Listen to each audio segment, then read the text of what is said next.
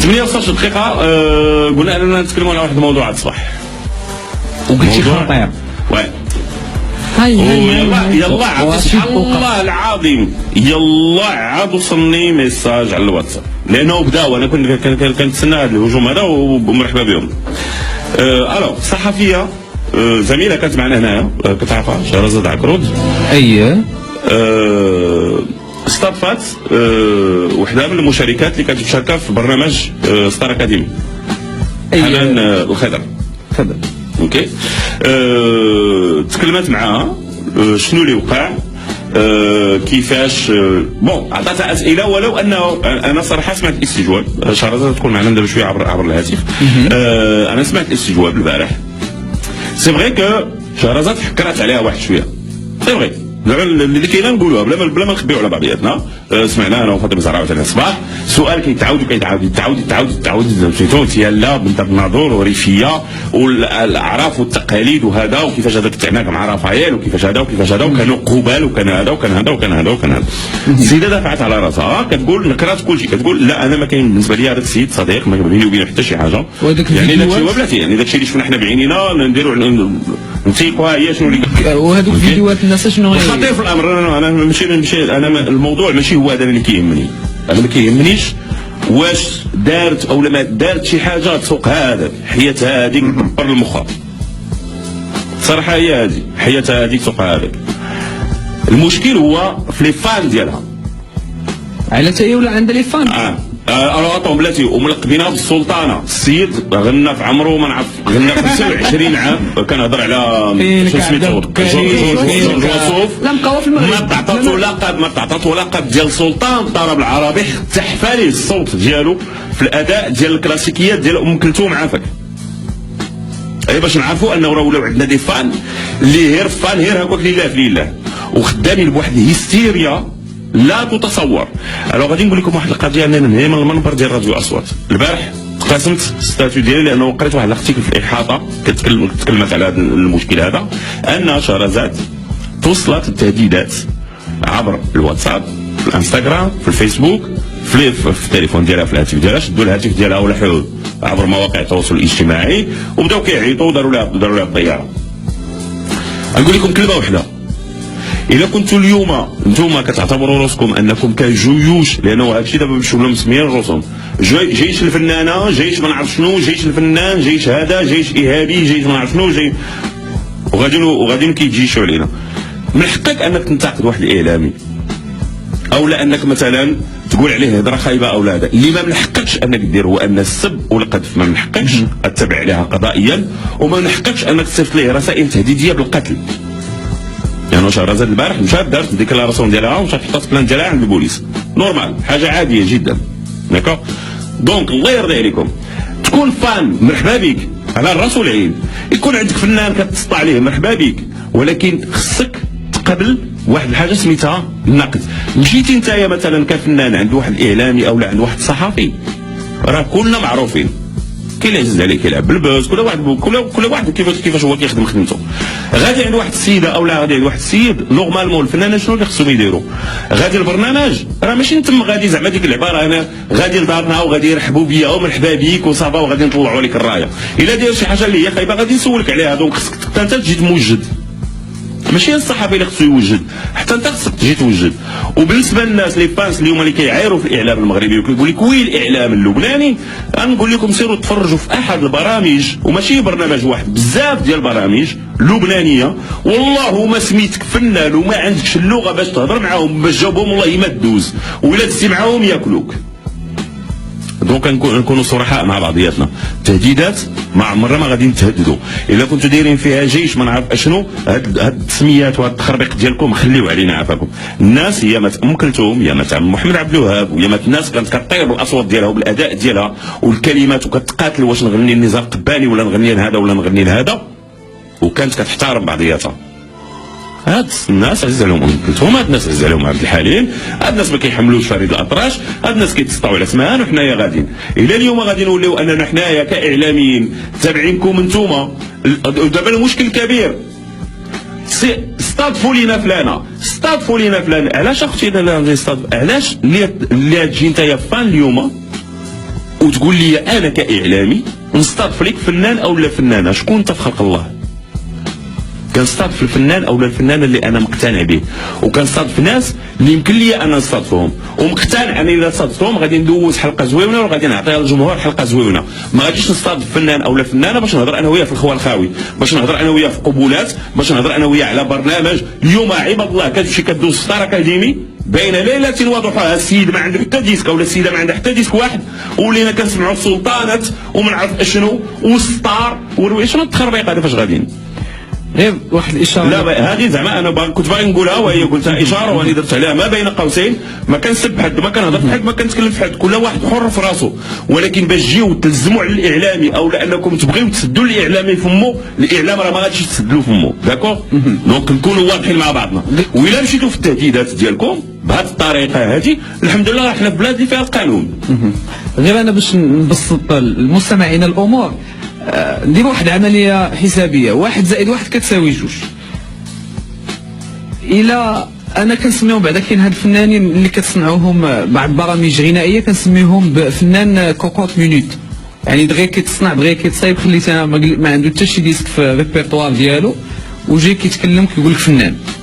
ثاني حاجه كتلقى للاسف الشديد بعض الفنانين اللي هو كينتج لنا واحد الجمهور معين، الا كان هذاك الفنان بين قوسين متشرمل في مرجعيته الفكريه في دماغه، راه غينتج لك واحد الجمهور متشرمل. علاش؟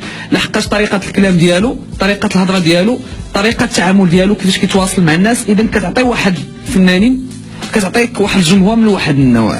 اذا ما خاصش حتى الاعلام يساهم ان يعطي فرصه لهاد اللي كيعتبر راسهم فنانين، يخلي هاد الناس هادو، حتى هاد الناس هادو اللي تابعين الخوى الخاوي كيجيوني واحد كيغني 2 اغاني في برنامج كيف ما بغى يكون نوعه دو فويس او ستار اكاديمي او عرب ايدل او كيف ما بغى يكون نوع هذا البرنامج هذا، ونجي انا بين ليله وضحاها وندير منه نجم، من حقك. ولكن نتايا كذلك كجمهور كون واحد شويه راقي بالذوق ديالك، ما نتبعش ماشي للريح اللي جات تديني شوف، وما نجيش ندافع على عباد الله هكاك لله في لله. معكم كنتكلموا دائما على الخبيره اللي هضرنا عليها والموضوع ديالنا اللي كنتكلموا فيه هذا الصباح هذا، كيفاش انه دي فان ديال ما بين قوسين فنانه يهاجموا اعلاميه او لا اعلامي ويهددوه في رسائل، يا اما عبر الواتساب او لا في رسائل SMS او على الانستغرام او على الفيسبوك. ولا هذا الشيء وقع. رفقه زميله وصحفيه شهرزاد عكروت كانت معنا هنا في راديو اصوات الإذاعة في احدى الاذاعات الخاصه. شهرزاد صباح النور. صباح الخير. اهلا وسهلا. صباح الخير رشيد، انا فرحانه لان انا معاك. وصباح الخير صباح الخير سفيان. صباح النور. صباح النور اختي شهرزاد، كي دايره؟ ليكم كاملين. توحشناك عبرتي علينا. صباح شهرزاد، لاباس عليك؟ طبعا الحمد لله، وانت؟ الحامدين شاكرين. راه غنمشيو معاك لقلب الموضوع. استضفتي حنان الخضر في برنامج اذاعي ديالك احدى الاذاعات الخاصه. شنو اللي وقع من بعد؟ لا، هي فاش جات عندنا كنت انا ولا كوليغ ديالي حكيمه سولنا اسئله. حنا هاد الاسئله اعتمدنا على معايير المهنيه اللي هي الحياد والامل في نقل الخبر، لان راه باقي عندي الامن وداك الشيء، لان كنت تبغي البوليس بين الكوميساريه الاخت. درنا الامل في نقل الاسئله ديالنا. فاش قلنا بان هي جايه بداو تيسولونا علاش درت هكا علاش درت هكا. هي زعجوها الاسئله ديالنا، فاش زعجوها الاسئله ديالنا لي فان جاي سوا ديزون اللي تيسولوا راسهم ديالها ما عجبهمش الحال، بداو مشاو حطوا النيميرو ديالي، زون بوبلي النيميرو ديالي بارتو في انستغرام. تلقى وصلني واحد 2000 ولا 2500 ميساج في واتساب، 1500 ميساج في تكستو، تعيطوا ليا تهددوني. شنو نوعيه هذا الميساج هذا؟ واش كان تهديد صريح بالقتل مثلا او لانه يتم الاعتداء عليك واعتداء جسدي عليك؟